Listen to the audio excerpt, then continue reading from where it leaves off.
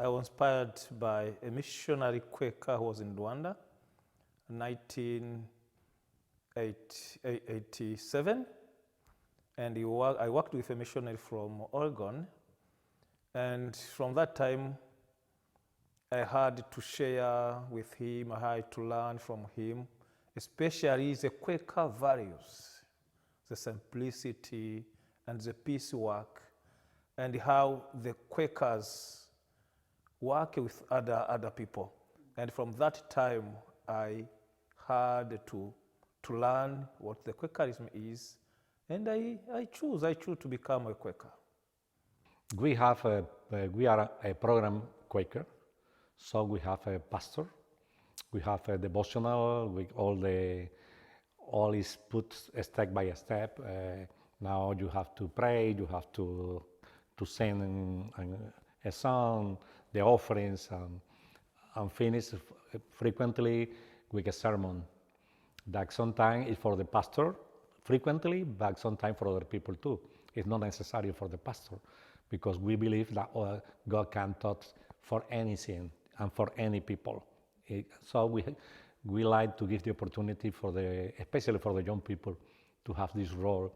That it is important for us. To be Quaker in Cuba is difficult, especially because we are a little different to the other churches, especially evangelical churches, because we are open.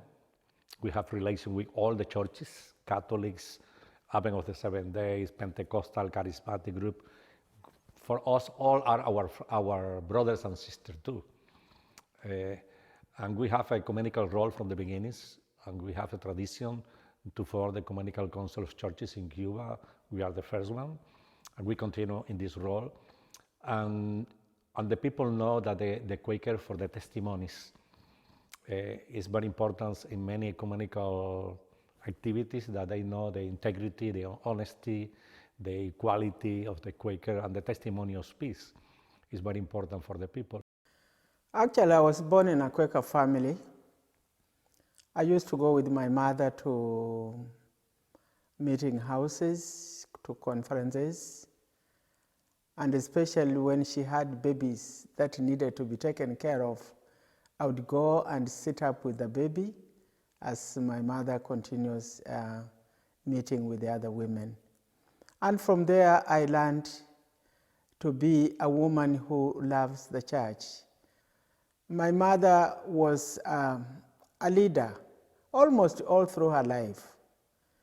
And something else I saw about my mother is the care she took for other people, many people's children, many desperate people. They used to come to our home, and all we were doing is cooking, making tea for those visitors in and out.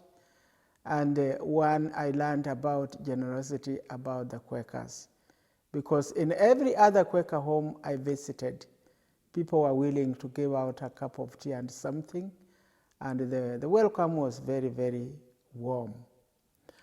About our meetings, Kenya is a programmed country, let me say. All the Quakers in Kenya have programmed meetings where we sing, we pray, we preach, and we give an offering.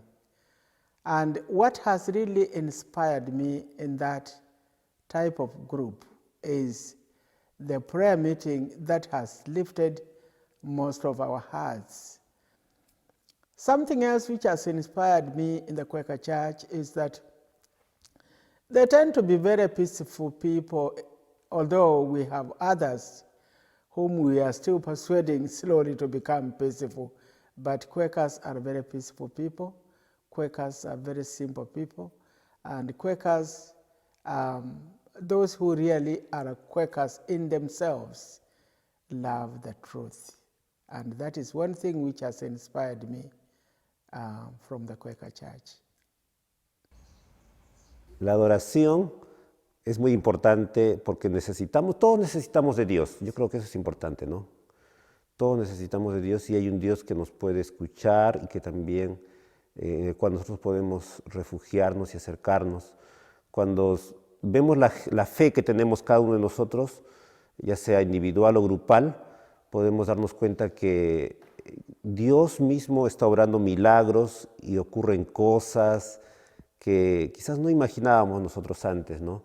Pero a través de la fe que se ve cuando uno viene a adorar a Dios, realmente ocurren milagros y se ven los milagros en la vida de las personas y eso es muy inspirador. También la esperanza que se genera cuando uno busca a Dios tiene una esperanza para vivir. Aunque este mundo no es perfecto, tenemos una esperanza de que podemos hacer o podemos trabajar en un mundo mejor y que todo lo que vemos aquí también podemos cambiarlo de alguna manera y buscar algo mejor cada día, ¿no? Como personas, como miembros de una iglesia, podemos buscar algo mejor. Y la esperanza que tiene la gente, que inspira los amigos, es algo bueno que debemos seguir haciéndolo.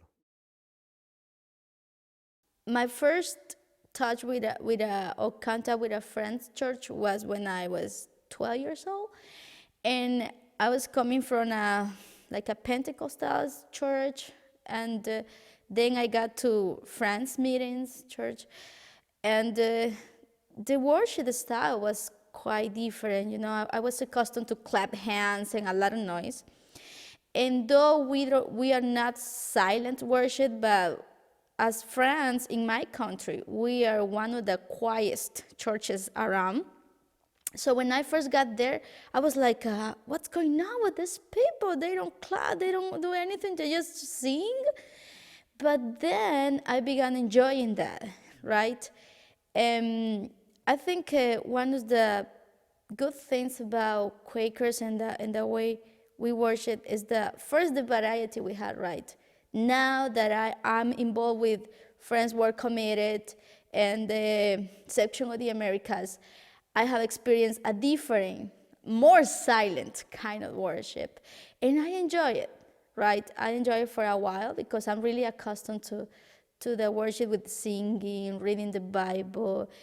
I especially like, there are two different kinds of singing. One is praising music. When we praise, it's like a happy music and movement.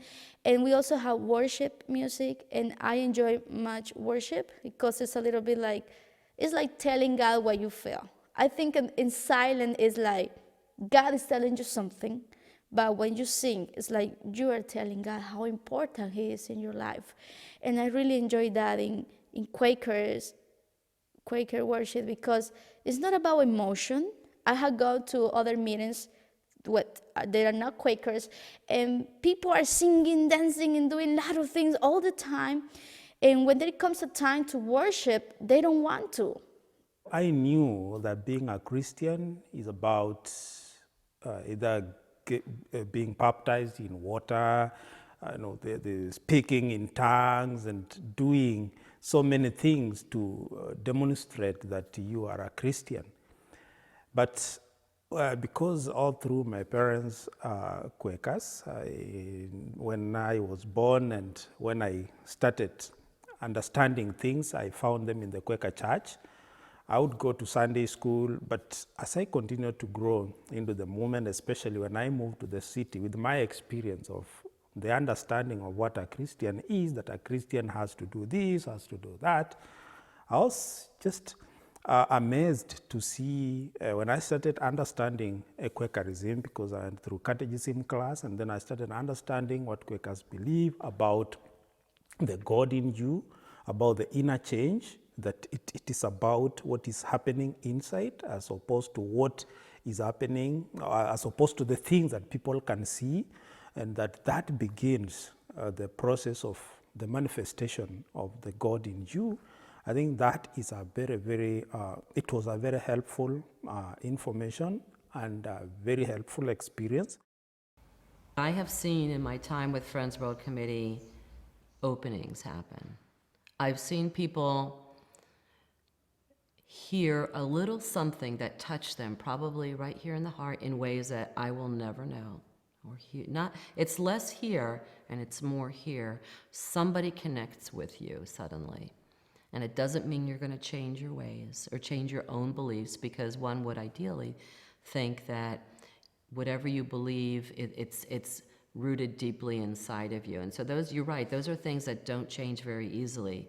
But Friends World Committee, without seeking to make people change, offers you a place where you can be free of any expectation, in a sense, and to just hear and be open to what other people have to say, and then hold on dearly again to what you believe. Nobody wants you to change that.